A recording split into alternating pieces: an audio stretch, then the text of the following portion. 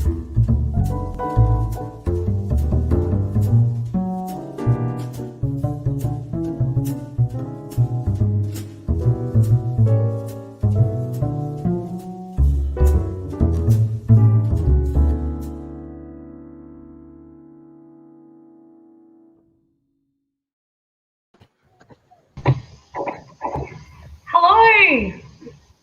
my name's Alicia. I live in Glossop in regional South Australia, and for the last 3 years I've been working for Carclew and Country Arts SA in a statewide creative producer role, nurturing some strategic projects dedicated to regional young people, which is what tonight's panel is all about. Before we officially kick into it though, I do want to personally, we've done National Young Writers Festival acknowledgement, but I also do want to personally acknowledge that I live and work on Aboriginal lands of the River Murray and Mallee people and pay my personal respects.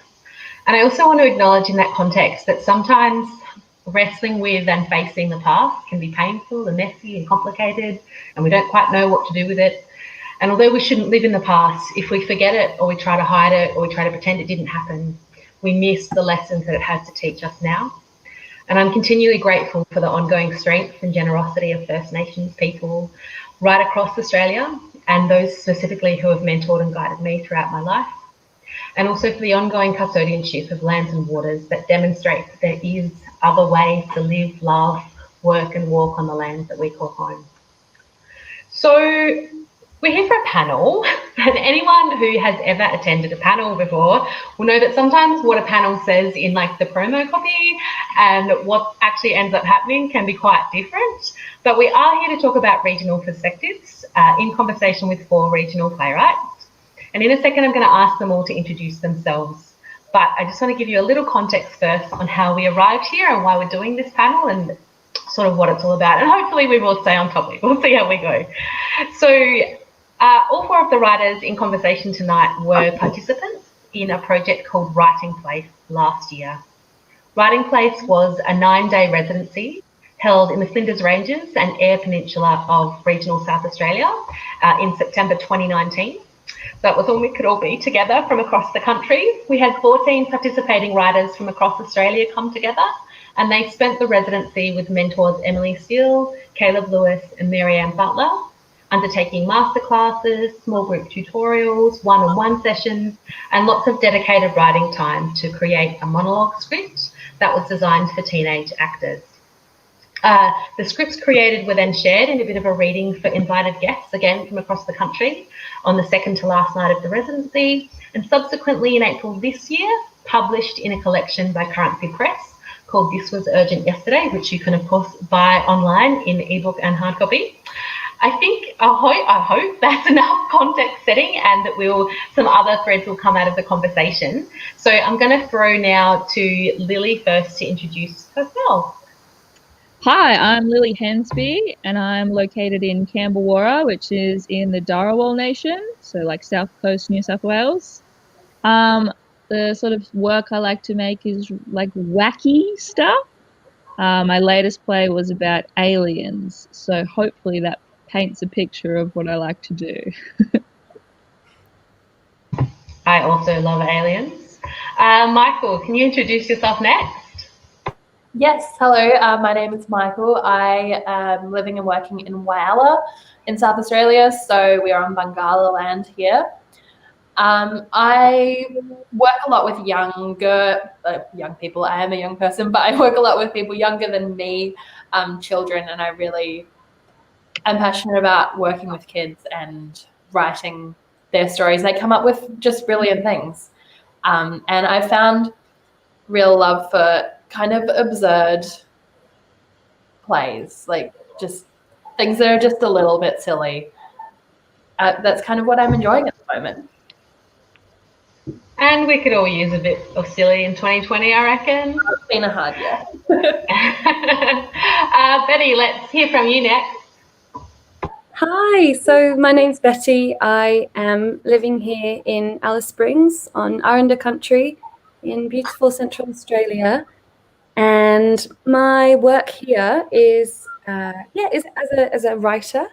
At the moment, I am making a piece all about kind of similar to what you're talking about, Lily. I'm writing about sort of speculative futures working with a group of people, looking at technology and surveillance, and also investigating the concept of utopia, which has been really interesting to work with young people on that concept.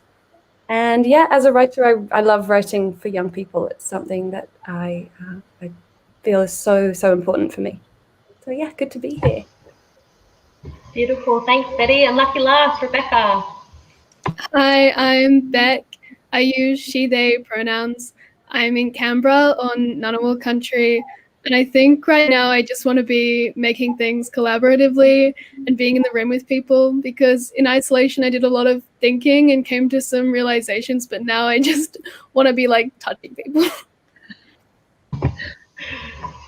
I think that we can all relate. So just for everyone watching, for a bit of context, I did say to all of the panelists before we started that, you know, we all know sometimes in the digital format with panels, it can be a bit like jerky sometimes if we try and interrupt each other. But what I didn't want to happen is me just going, oh, Michael, it's your turn to speak, or Lily, it's your turn to speak. So we're going to see how we go with just like interrupting.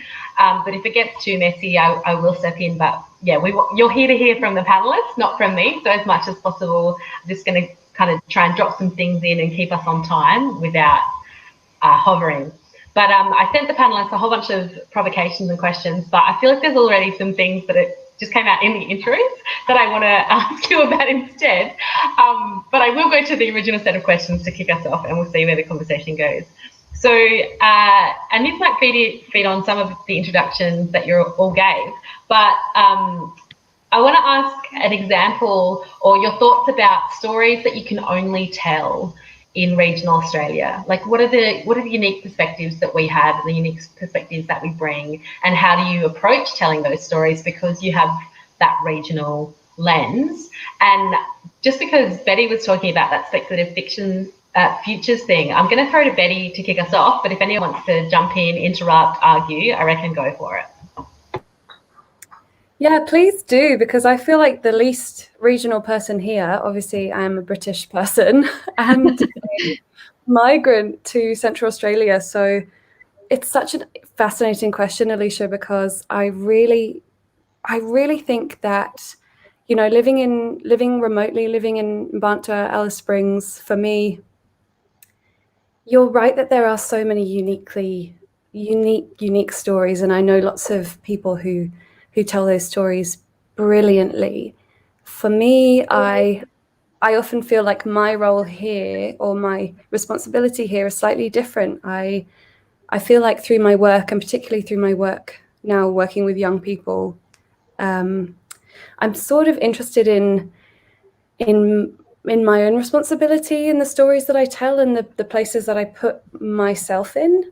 So yeah, I think that, you know, that there's an incredible richness of landscape that comes through in stories from this place. There's an incredible generosity of spirit of the community, but there's also a sense for me of interrogating what I'm doing here.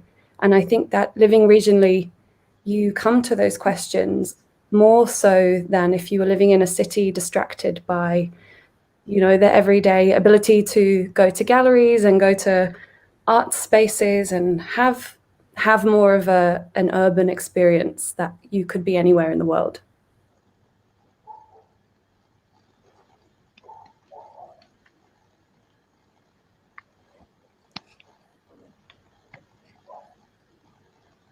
I don't know, maybe Michael, just thinking, because you obviously you are a young person and you have lived regionally, I think, for most of your life. Yeah, I'd love to hear like your perspective, because it'd be so different from mine. Well, yeah, I think so. In some ways, our perspectives are similar because I also am not Australian and I haven't lived in Australia my whole life. So I have lived in small towns in New Zealand, and Whyalla is not a tiny town; it's a regional city.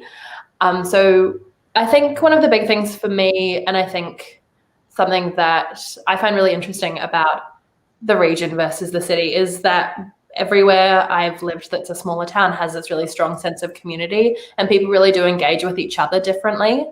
And so you have like these spaces that Like I've been moving house all for the last few days, and was just thinking about the fact that, you know, you feel safe to have your door open, and, you know, where if I was in the city, I'd probably lock my doors all the time. And so there are just certain, like, those little things that we do differently and interact with day to day that definitely are very different to a city kind of lifestyle, and different ways we have to approach, like, the things that we need and our scheduling of our lives. And so I think all of those coming together, they give us this unique look on life that I don't think we'd get if we were living in a more, you know, metropolitan space. Yeah, I feel like Rebecca, can you respond? like the whole market is just saturated in like city. Like you watch Gossip Girl, they're in the city, and every TV show's in the city. So I think we get, I don't know, my current thing with this is sort of like I'm trying to write stories that like would happen to me in high school. Like I think regional people know what I mean when I say a paddock party, which is like you literally have a party in a paddock where like everybody's in gumboots and there's horse poop and like there's a DJ and it starts raining and you're like this. I want to make something about that, but like to sort of pitch that to a city person, they'd be like, what? Like, what are you talking about? Like this farmer person? Like, no, like there's just paddocks around where I live and we used to party in them. But yeah, it's that sort of like city, it's not like city versus regional, but there is such like, there's like a shorthand language that we have. And I think we all had that when we went to writing places, that like, even though we were from all over Australia or overseas, as you two have been, like we all spoke the same language and we sort of had these shared memories of like a regional spiritual life or something. Does that make sense? Yeah, sick. I think like weird stuff obviously happens everywhere, but the weird stuff in cities has often already been explored by someone at some point. Whereas I think a lot of regional places have crazy stories that are untapped and like waiting to be found by the right writer, I guess. Yeah.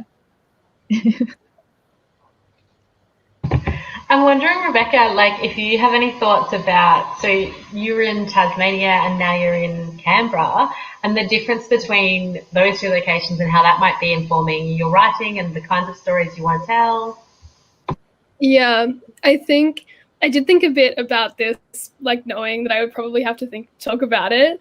And I had this memory of being in the car with my mum, where you always are when you have to have a conversation that feels big. And I was like, oh, Mum, I think I want to be a playwright. And she was like, that's not something people do, Rebecca. And I was like, oh, yeah, right, okay, understood. And then I moved to Canberra, and I think I just typed in to Google, like, Canberra playwriting, and, like, a whole bunch of stuff popped up that I could just go to. And I think that's probably a big difference. Mm. I wonder on that too, and this is the question. I think I did send you all these questions, but that experience of when you're in the regions, what is being created from the regions versus what is being created in the city and being kind of, you know, imported into the regions. And I'm interested in any thoughts you have on that. And I might throw to you first, Michael, because I know that that's something we've talked about before in a South Australian context, and yeah, what it feels like to be a regional maker, and yeah. Unpack that however you want.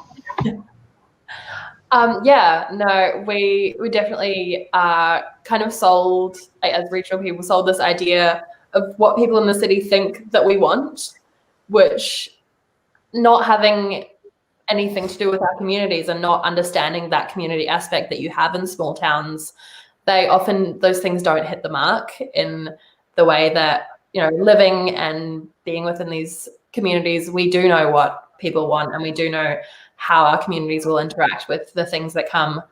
And also, I just think sort of there's just this kind of trend to really give some higher status to things that are created in a city, because maybe there are more people that are well known, whereas like some brilliant things come out of the regions, but then just being able to tour them is difficult. Like, we don't have the resources and we don't have the infrastructure to be able to take the things we make elsewhere.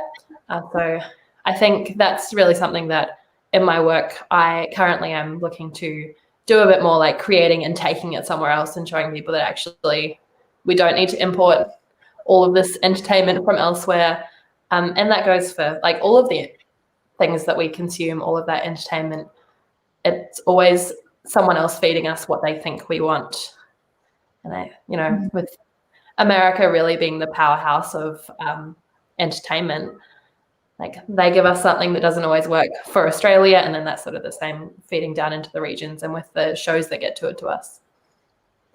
I've been reading Alana Valentine's book lately, and in it she says that it's not just that regional people need to have their stories reflected back to them. It's also that people in the city need to see regional stories as well. They need to know that like their experience isn't the most important one. Yeah, I think all and of is there something in that? In a way that, but they don't get reflected and they don't get that same kind of audience and the same traction that something that's created in the city gets.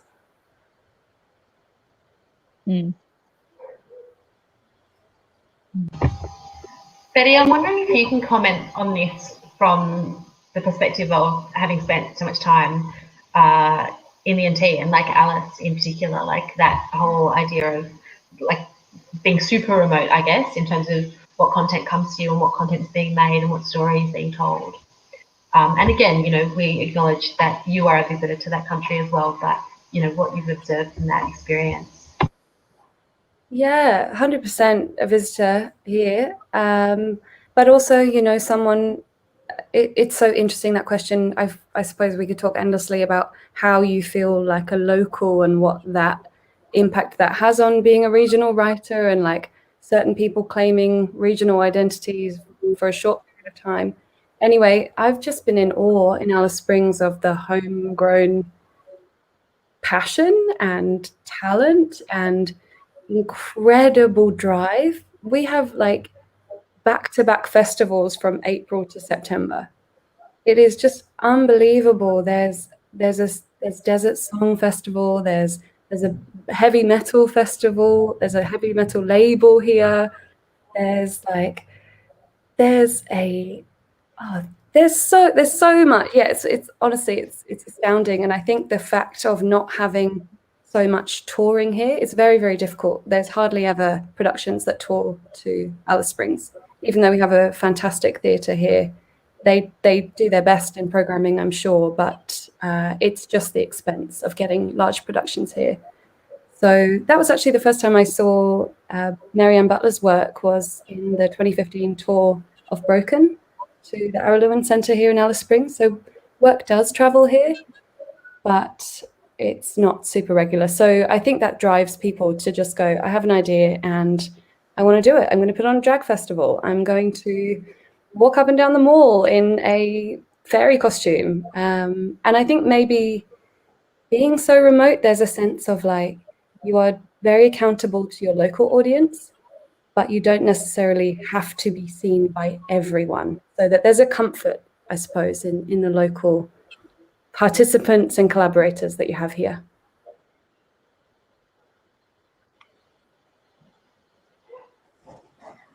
I definitely noticed, like you said, with the way that things don't necessarily come to us. So people do really, like regional people have this ability to just go, yeah, I can do that, and just do it. And so I think in many ways, actually, being in the region has a lot of benefits for us in that we kind of get these opportunities that wouldn't exist if we were having to fight for them in a city. And also just get put in these positions where people go, I want this, but it's not coming unless I make it happen. And I think that's a really valuable skill that as regional people, we learn and we have to develop, especially as creatives. And so I do really love that about living regionally. Yeah, it feels like we often hear about the challenges of living regionally. And so I'd love to hear from all four of you actually what your personal, the most exciting thing for you about being a regional storyteller. Lily, can we start with you? Yeah, I think what was the question? What's exciting about being regional? Yeah, the I most guess- exciting thing about being a regional storyteller. I think what's exciting, if like from a writing point of view, is that I not only have regional knowledge about something I've experienced walking down a street or like that. I've also got all the city knowledge because I have to go there to get work done, or that's what I see. So I've got both. I've got all this empathy, and I can sort of like take from all these different experiences and sort of mix them. I think that's kind of exciting to be like, well, you know, I'm from a small town. That's where, you know, in a paddock where aliens would come. But then it's like, no, how can I place this in a different sort of maybe like suburbia? Like imagine if it was like a Kath and Kim setting and aliens came. It's sort of like there's a nice blend of experiences and ideas that you want to put together because you've got all this empathy because you know city people and regional people and people out in the desert like Betty, and it's just like you just know everybody. That's also such a regional thing of like, I know everybody in the town, but you do? Yeah. Yeah. Michael, it feels like, oh, maybe you're muted, I'll give you a second. I was just going to say, it feels like you sort of already answered this question maybe, but is there anything else you want to add in answer to that question about the most exciting thing for you about being a regional storyteller? I think also a great part, as well as the fact that we do get all of these amazing opportunities, is like it is again that sense of community that we get, and we get to build our own communities in these spaces. And I personally, in a lot of my work, I work with Defaces, which is a local youth arts organisation here, and I've been working with the same group of kids since they were 6 or 7, and now they're teenagers. And so I've seen these kids grow, and I've seen them change. I've seen how like the arts has changed them and helped them grow as people. And yeah, so I feel like if I was teaching a similar class, say in Adelaide, I wouldn't get to have these kids that I get to watch grow, and I get to grow with them. And I think that's also a really great thing that I've got to experience. Yeah, beautiful. What about you, Betty? What do you think is the most exciting thing for you about being in a regional location and telling stories from there? I think I have to say I think the scope of the landscape and the access to open space, I find, just blows my mind every time I get to drive out of town and experience the place in which I'm so fortunate to have found myself. The just sublime space in which we live. What about you, Rebecca? What's the most exciting thing for you? Lily and Michael did mention it a bit, but because you know everybody, I think there's also always a bunch of people who are willing to help you. If you have an idea, I think people have known you a long time and they trust you, and you've probably helped them before. And so if you want to do something, then you can. You don't have to work as hard probably to get the support because there's not as many people fighting for it. Mm. Lily, there was a bit of some socials comment about the Kath and Kim sci-fi, and so I want to ask you maybe just to talk a little bit about your perspective around comedy. So that was something that really came across during Writing Place, is that you have this really fun comedic voice, and you're also an actor as well as being a writer. So can you talk a little bit about that, just your experience, and I'm also interested in the question, like, does living regionally, or does a regional perspective change what we find funny or what is funny? And I don't know, but I'm interested to hear what you have to say about it. Yeah, well, I think being trained as an actor first, like it's so important to switch on my hats, because if I'm sort of writing and the actor hat just comes on, I'm like so confusing, because like as an actor you ask so many detailed questions and make up all this business about the character that isn't necessarily in the script. It's all in the subtext. So then as a writer, you've got to remember I just need to be like, no, it's fine. Like those details don't even need to be in there. Like it's like, well, how will the audience know that her favorite color is green though, Lily? And then I have to be like, it just put it in the stage directions that she's in a green top. Like there's this constant sort of like, but then that also helps to sort of ask all these questions and like what I need. So that's the sort of actor-writer thing. But then I think about comedy. Oh, this is so like, I'm such a comedy fan. I think, I don't know, it's sort of about how you're raised, I think, which might be a bit, I don't know, but I just think like my parents are hilarious. Like my mum is basically Elaine from Seinfeld, so I've adopted all of that from her. But she's lived in this hometown like her whole life. So I don't know, I also think like you always hear how like the mega comedians in Hollywood had humble beginnings. Like they're all from small towns. Like so there must be something there. Maybe it's how laid back we all are. We're pretty chill because we're not constantly stressed from a city life, which I think can make people quite serious and completely like call me out if this is wrong or like really judgy or something. But that's just what I've sort of seen. Like I get so unfunnily stressed when I go to Sydney. Like it's like horrible. Like there's something in the air there. But I think comedy comes from like having a really open mind, and to make something funny means you bring people together. And I think regional people are just a bit more aware of sort of a community, and I don't know. I think there's something there. There's definitely something in the air out here in the mountains and the beach that makes us way more chill. It felt like there was about to be like a hint of controversy there about like the region versus the city. And it's so interesting, isn't it? Because it feels like we're trying to be all really nice, like, oh, well, you know. Such a regional but thing. sometimes there is, like sometimes there is those frustrations. Yeah. Michael, you are also a multi-art form artist. You work in lots of different spaces, director, writer, actor, and you also make things that aren't theatre.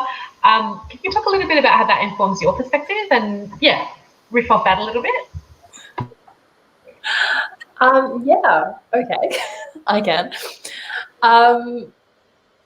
Yeah, so I work as a writer, but also I direct, I teach drama to young people, I curate a film festival and do some visual art work as well. So, and really these are things that have come from, as I said before, being given these opportunities because I'm a regional creative. People just go, you could do this. And I say yes, even if maybe I can't, and just work it out along the way. And I think that's something we get really good at. Just going, like maybe it's just me and I dig myself into little holes sometimes and tell people I can do things when really I'm up at night Googling it, trying to work it out. But I think, yeah, that's just me trying to do too many things at once.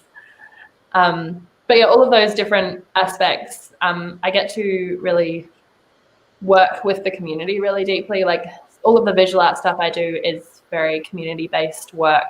We've said the word community a lot in this panel so far. Clearly that's important.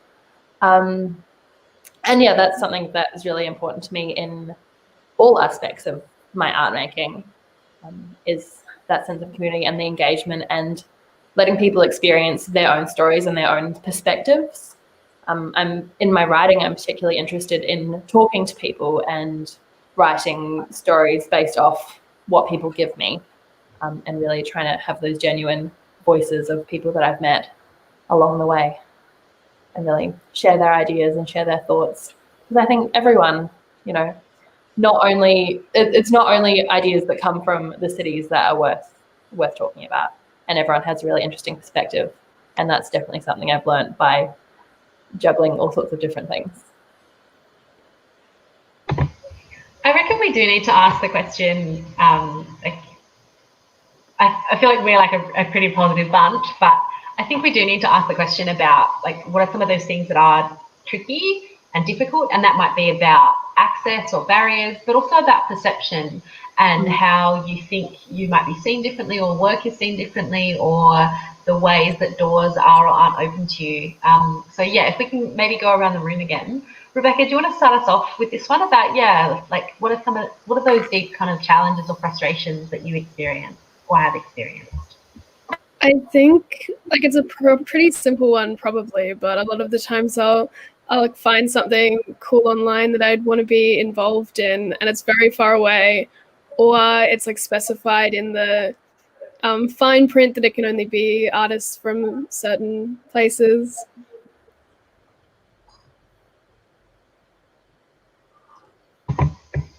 What about you, Lily? What's the big frustration?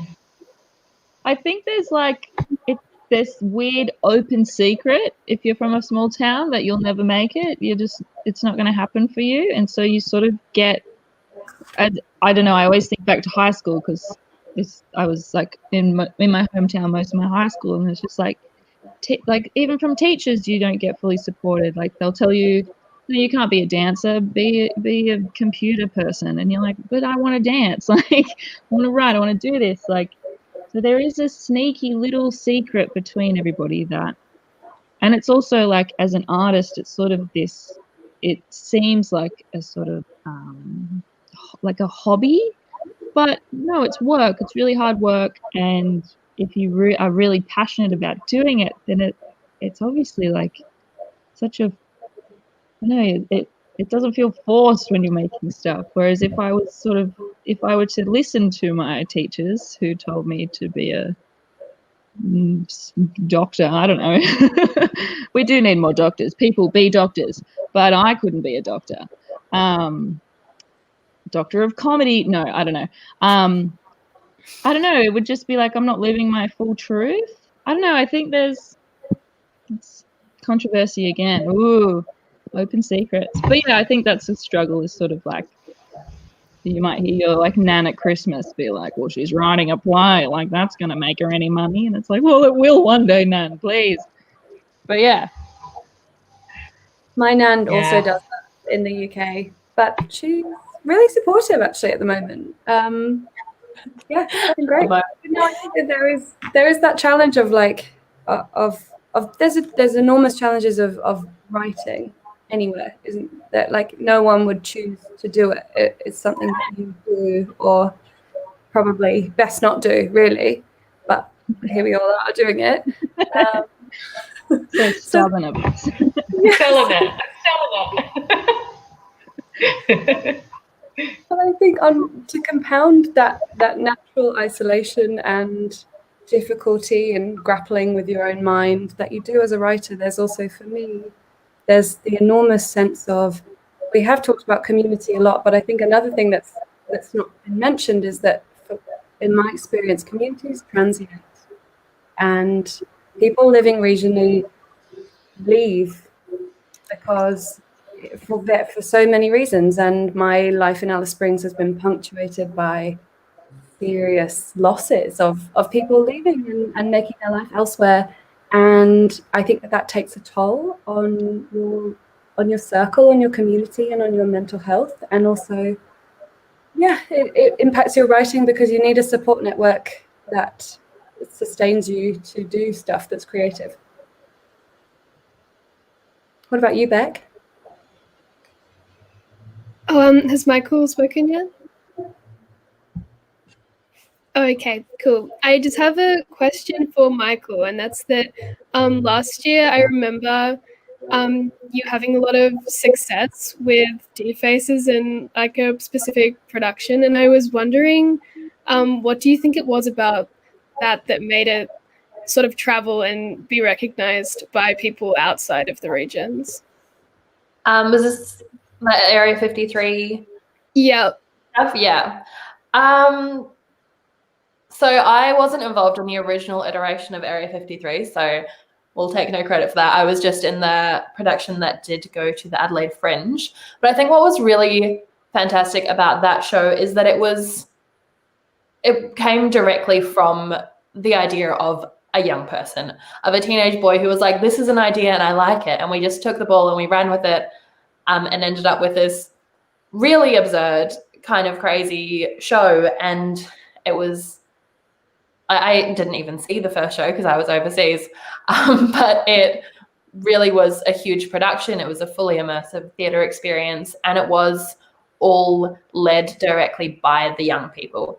And I think that is why it was so successful. It was something that they were really passionate about and that they really wanted to make. And you could really feel that when you were there. You could feel that this was something that they wanted to be doing. And I think, theatre, that when you feel like the artists behind the work that you're experiencing are passionate about it, then that really does change the way you feel about it doing it. So we did take it to the Adelaide Fringe in 2019 after it won a Ruby Award, the original production, and we won a Fringe Award for that, and we sold out all of our sessions. And yeah, it was a really amazing experience. And also it was a really important experience because we got to take a group of children to Adelaide to do a show rather than them having something brought to them, as we talked about earlier. So it was a big scale, and now we're looking at ways that we can do that kind of theatre without week-long installation periods.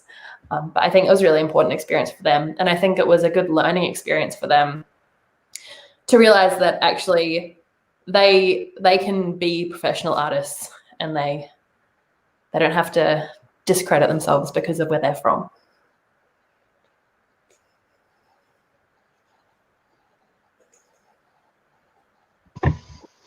Just for anyone watching, if you do want to ask a question, you can do so on the socials, and the National Young Writers Festival team are monitoring that and will send comments into questions into us.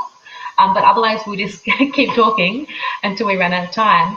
And yeah, panelists, feel free to jump in and ask questions that you secretly want to know about each other. Otherwise, I'll just keep firing questions at you. A question that I have, and this is about specifically, so all of you met at Writing Place, that was where you met each other. And I just wondered if all of you could share a bit of a reflection on the process or experience of Writing Place and what that was like. And This Was Urgent Yesterday, which was the publication that's happened since. And what, if anything, did that experience shift for you or do to you as a regional storyteller? And yeah, just your thoughts on that experience. Michael, do you want to go first? Sure. Yeah, I overall, like, the whole Writing Place experience was an incredibly positive experience, and I came out of it just feeling fantastic afterwards and just want to go back and do it again. I think being there for that week and meeting a whole lot of other young people who did the same kind of things that I did, which you don't get much in a small town. Like, you don't often meet people who do the same things you do.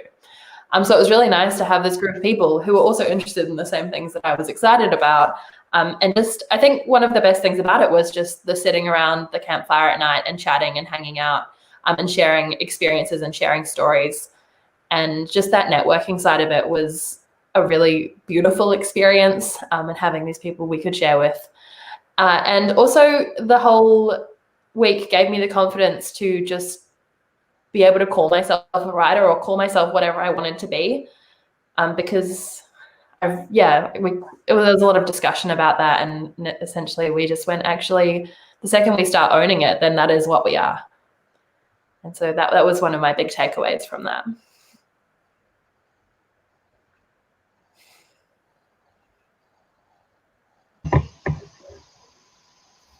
Jump in, whoever. I feel like I'm like weirdly directing.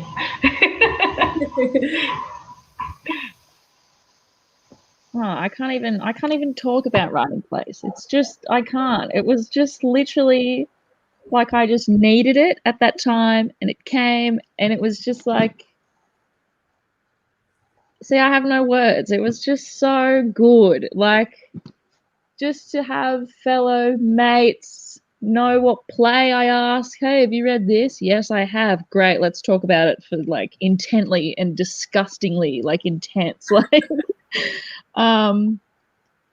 yeah, I think I also, because I like being theatre based or like TV film based, it was so good to meet sort of narrative writers and like actual book storyteller people, because the language was just so different. I write pretty colloquially, so to hear like Betty's piece was so like poetic, and I'm like, oh, that's great. Like now I'm learning something new, and hopefully teaching as well. Like we're all sort of learning off each other and like learning how to write, or like learning to find our own voice in that, in sort of hearing other people and be like, oh, I'm not really like that. Maybe I'll just try and go.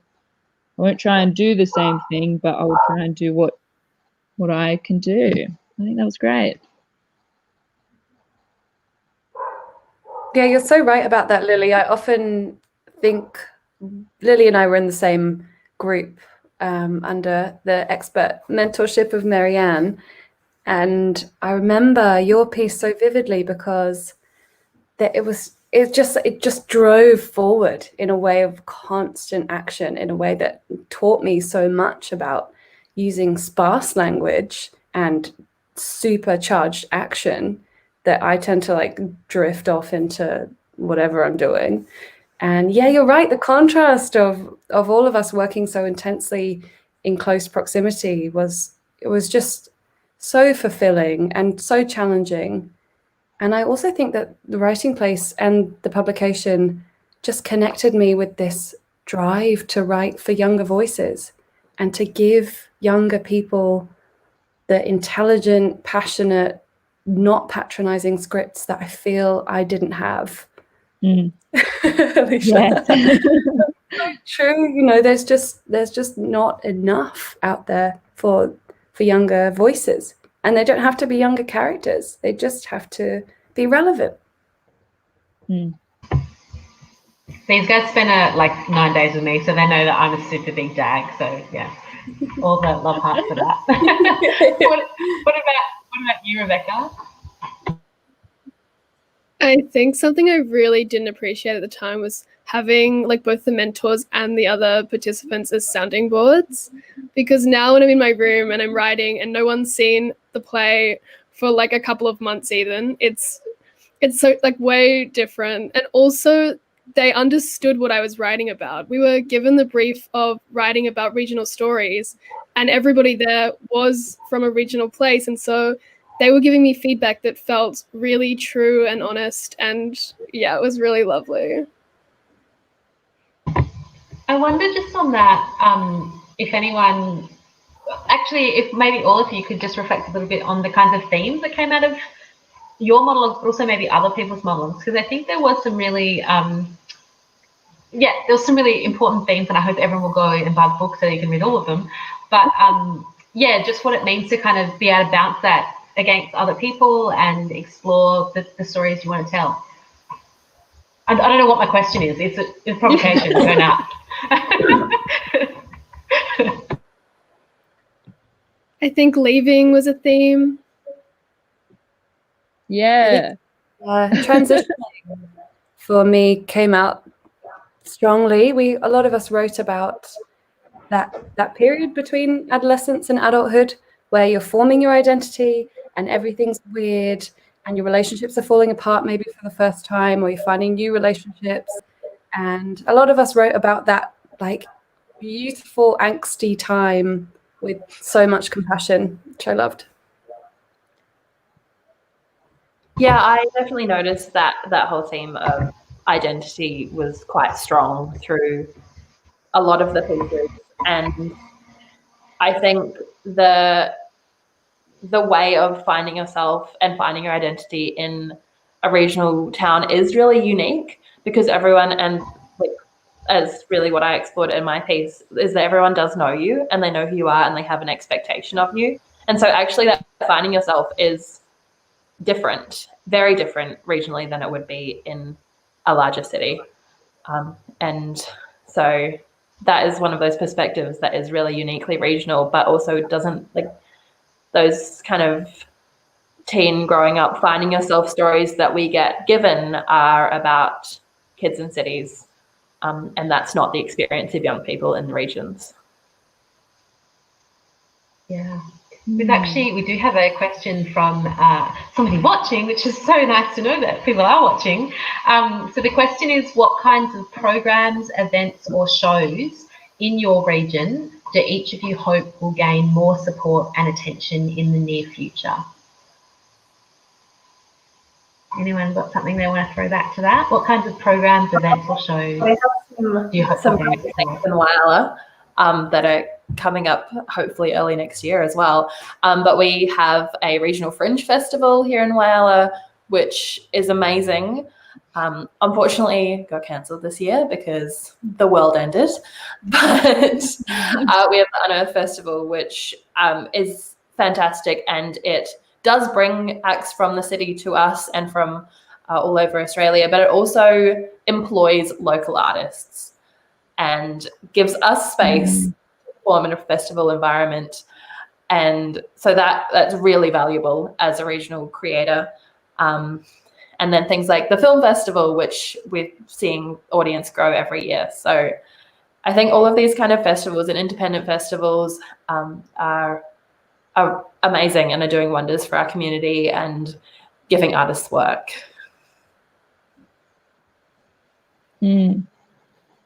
Yeah, I think where I am,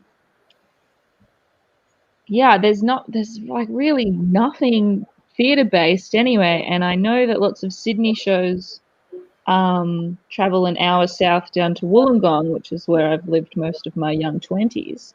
And then I reckon just get on the truck and just travel another hour south, and then you'll be here in my hometown, and I'll come and watch the show. Like, please. So I think, I don't know, I guess it's just money. But even I think just showing indie films at more theatres, like cinemas, would even just help get something out. I think there's only like, I know there's like the Dendy Cinema in Sydney that does lots of indie, but there's really, I don't know, it's either like Marvel Cinematic or like that's what you get. You just get all these big budget. I guess it's just, it's really money, which is quite tense. It's such a tense topic. And you can see why things don't happen regionally, but there is, like, people still want to go see things like, oh, we have to travel up to Sydney, or we have to go into Melbourne or wherever, like, but if it just came here, I don't know, I'd have to, yeah. Anything from you, Betty or Rebecca?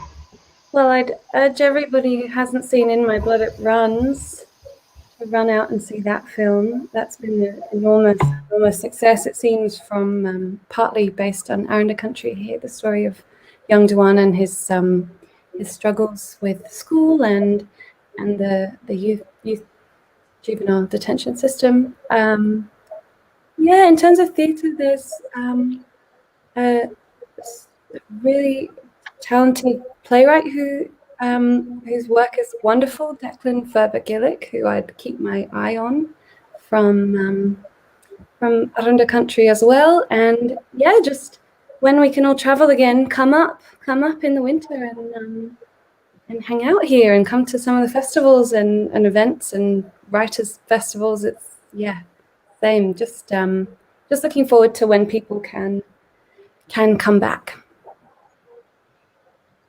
Yeah. I do know it's not regional, but I'm a resident this year at Canberra Youth Theatre, and I think people in general just need to show their support for youth theatre, because I know that they're not getting much money, and it's been invaluable for me. Yeah, we're totally on the hashtag Let's Talk Youth Arts team. We are about to run out of time, so I'm just going to quickly whip around to everybody and ask if you have a final sentence, provocation, thought that you just want to leave our audience with before we go. Lily, I'll start with you.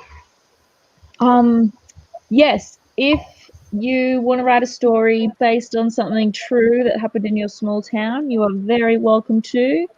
Maybe if it's controversial, change the name, location. I did this recently and I was really scared to sort of post it online because people who, like, I have on Facebook know the story. And so when people started popping up in my inbox, I was like, oh no, they're going to freak out. But all of them were like, thank you so much for telling that story. My experience was validated. I remember that. That was great. So I think just, do you, like, just do it. Like, It's so short, this life, and we've seen that this year is just chaotic. So really just be truthful and make the art that you want to make. Final thought from you, Rebecca? I don't know. That's okay. What about you, Betty? Well, just to say thank you so much, Alicia, for your incredible commitment to regional arts and making this whole project happen, linking us together. My final thought would be that, regional places are off the map for so many people and under grave danger from really extractive industries. And that's one of the biggest things that my attention flies to. And I think if you're going to make stories in regional areas, just tune in to what's already happening, listen, and keep hold of the bigger picture. Beautiful. Lucky last, Michael, before I round us off. Mine's along the same kind of strain as Lily's, really, to those people who are living in regional towns, especially people who want to make art. And it can be scary in a small town where people know you to do something that's a bit different, or that people might judge you for and think you're a bit weird, but actually just do it. Just make things, and all of this creating just makes the world a better place, and it makes these towns better places and more interesting and cool to live in. Beautiful. Before we go, a reminder that all of tonight's panelists and the other writers from Writing Place are actually reading the monologues that they wrote at Writing Place and that were published in This Was Urgent yesterday, right across this weekend as part of the National Young Writers Festival. So head to the website and put all the readings into your diary so you can hear their beautiful voices and words and see their beautiful faces again. I also just want to let you know that Class is in Session is another panel as part of the National Young Writers Festival starting at 8 p.m. Australian Eastern Standard Time, so you can jump over to that in a second. And on behalf of Country Arts SA and Carclew, I'd like to say another thank you to all of the organisations who made Writing Place and This Was Urgent yesterday possible, because it couldn't have happened without any of them. Australian Theatre for Young People, Federal Government through the Regional Arts Fund and the Government of South Australia through Arts South Australia, Australia Council for the Arts and Currency Press. And if I have forgotten anybody accidentally, I do apologise, because we so value all of the people, organisations, everyone that enabled both of these projects to exist and be possible. I also would like to say a huge thank you to the National Young Writers Festival for hosting the panel. And I also want to give a really big shout out to all of the team who I know behind the scenes are working so hard this weekend and have been for months leading up to it. I know so much work and love goes into making things like this possible. So just a huge shout out to the whole festival team.